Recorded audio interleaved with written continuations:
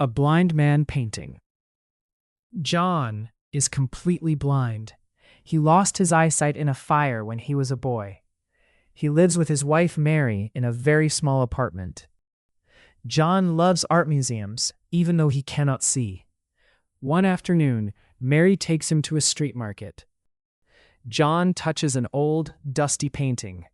The surface feels rough and strange. He feels a powerful connection to it. "I want this," John says. Mary laughs because the painting looks ugly and dirty, but she buys it for $5. For 10 years, the ugly painting hangs on their living room wall.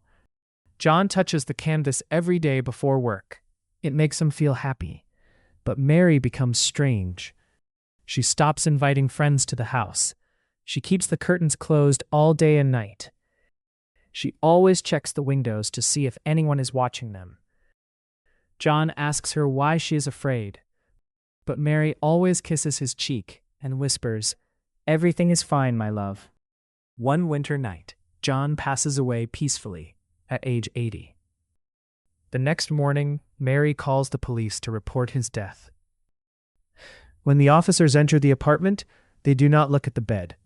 They stare at the living room wall. The ugly painting is gone. Instead, there is a clean, empty square on the wall. A young officer looks at Mary and says, "We found you." They put handcuffs on her wrists. Mary doesn't cry. She just looks at John's empty chair and smiles.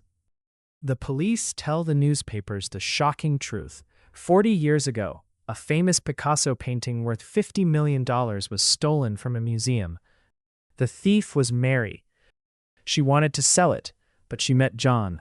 John was blind, poor, and kind. She fell in love with him. She painted a dirty, ugly layer over the famous masterpiece so no one would know. For 40 years, she hid the world's most expensive art on her wall, just so she could stay with the blind man she loved.